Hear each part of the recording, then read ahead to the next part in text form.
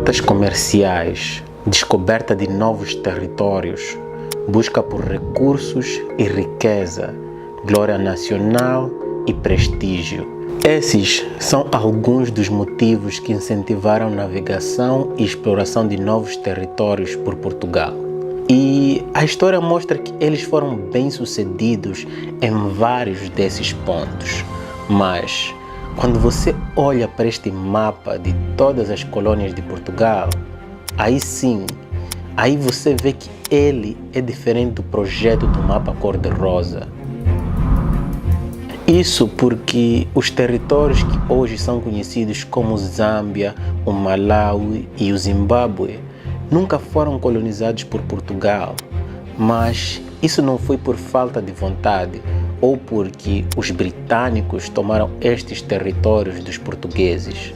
Não, a verdade é que eles nunca conseguiram dominar estes territórios e hoje vamos saber por que Portugal não conseguiu dominar estes territórios.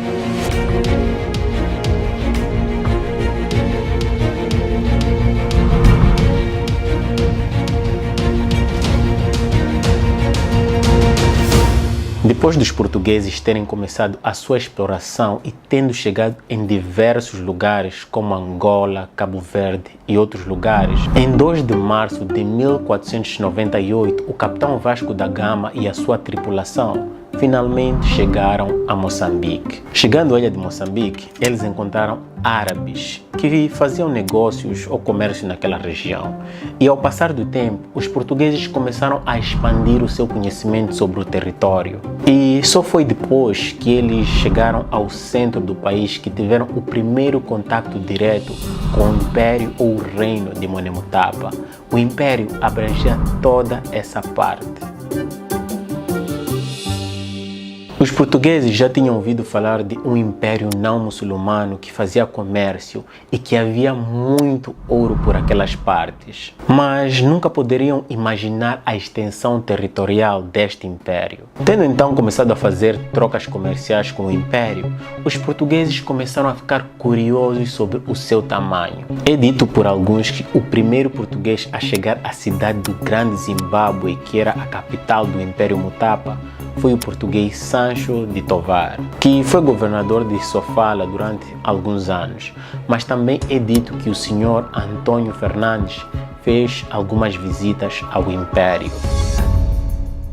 Ok, independentemente de quem tenha visto ou chegado, feito visita ao Império, de uma coisa aqui temos certeza, que o Império era grande, muito grande. Tendo conhecimento da extensão do território e as cadeias de minas de ferro e ouro, os portugueses procuraram monopolizar essas riquezas a qualquer custo.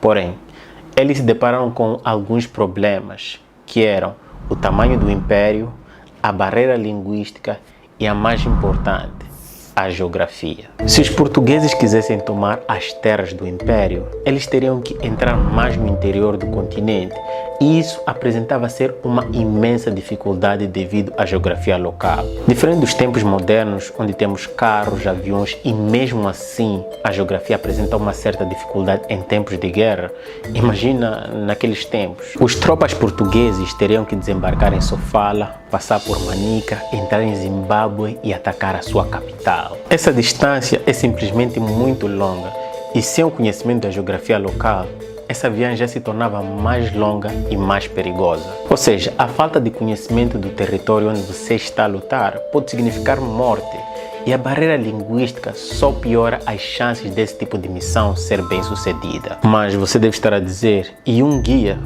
Sim, claro, sempre tem alguém disposto a ser um guia.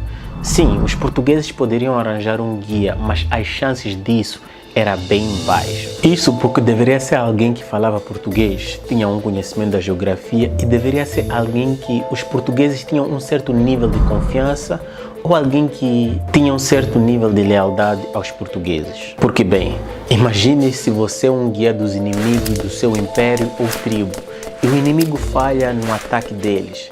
O que você acha que vai acontecer contigo? Depois deles irem embora ou recuarem?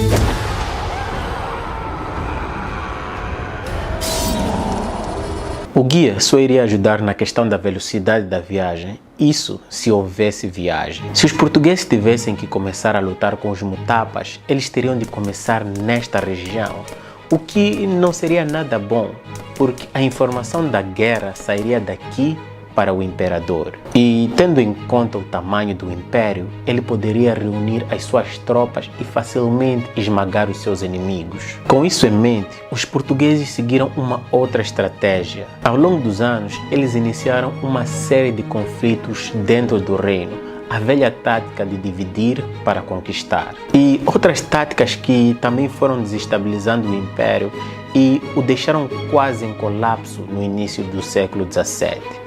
Porém, em alguns casos, o colapso do império pode abrir oportunidade de ascensão de um outro império. Com a queda do Império Monemotapa, os portugueses ganharam mais território, mas também viram a ascensão do seu mais novo inimigo, o Império Rosvi. No princípio da década de 1680, foi o período de ascensão do Império Rosvi.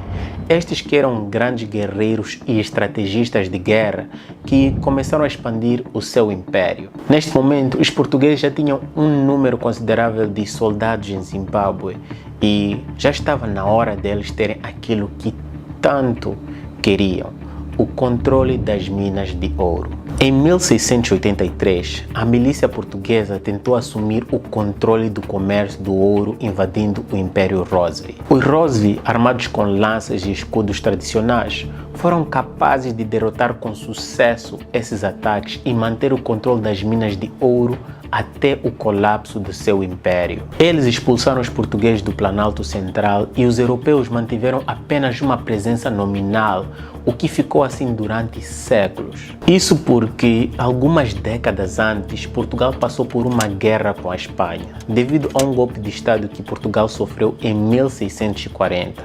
A guerra com a Espanha durou até 1668 e o novo rei tinha que consolidar o seu poder. Mas não é só isso. Nesta altura, Portugal estava mais focado nas rotas marítimas para a Ásia e no comércio de especiarias, como o comércio com a Índia, a China e outras partes do Oriente. Sem contar que as colônias de Portugal já estavam a render bem. O ouro do Brasil, os escravos de Angola, o ouro e marfim de Moçambique e outros recursos vindo destas e de outras colônias. Então, podendo observar as condições geográficas, as barreiras naturais e que os Rosvis ganharam uma batalha e o facto de que os Rosvi sempre estariam com o pé atrás com os portugueses, isso poderia tornar a colonização do Zimbábue mais desafiadora em termos logísticos e militares nessa altura. Então, o nosso vídeo termina por aqui, mas a ideia de Portugal voltar a colonizar Zimbábue continuou e a prova disso foi o mapa cor-de-rosa. E se você quer saber o porquê os portugueses mudaram de ideia, veja o vídeo do mapa cor-de-rosa, tem aqui no canal, é só clicar aqui nos cards ou estará disponível na descrição. Então, quando Portugal mudou de ideia e decidiu colonizar o Zimbábue, teria sido muito difícil o povo nativo se defender, devido ao avanço tecnológico que Portugal possuía na altura. Mas diferente de antes, onde só era o interesse de Portugal e dos nativos, agora também tinham os interesses britânicos. Em 1867, os ingleses descobriram a existência de ouro em Zimbábue, e isso despertou a cobiça pelo território. E até o final do século XIX, quando os britânicos fizeram o plano da ferrovia que saía do Egito à África do Sul, esta ferrovia também passaria pelo Zimbábue. Então, Portugal viu mais uma vez o seu sonho de colonizar Zimbábue acabar. Então, se você também quer saber por que a ferrovia que saía da África do Sul até o Egito não foi concretizada, ou qualquer outro tema, se você tem sugestão de outros temas e tópicos, deixe-me saber nos comentários. Se você quer saber também como foi a colonização dos árabes em África, deixe-me saber aí nos comentários. Então, por favor, não esqueça de dar aquele soco no like, se inscrever, partilhar com mais pessoas, porque isso sim me motiva e ajuda o canal a crescer. E claro, se você quer ajudar ou apoiar mais ainda o canal, torne-se membro do canal e do Patreon, link na descrição. Então, meu muito obrigado, Kuoshikuro, Asante Sana, Kanimambo. É só o começo, tamo juntos. Peace.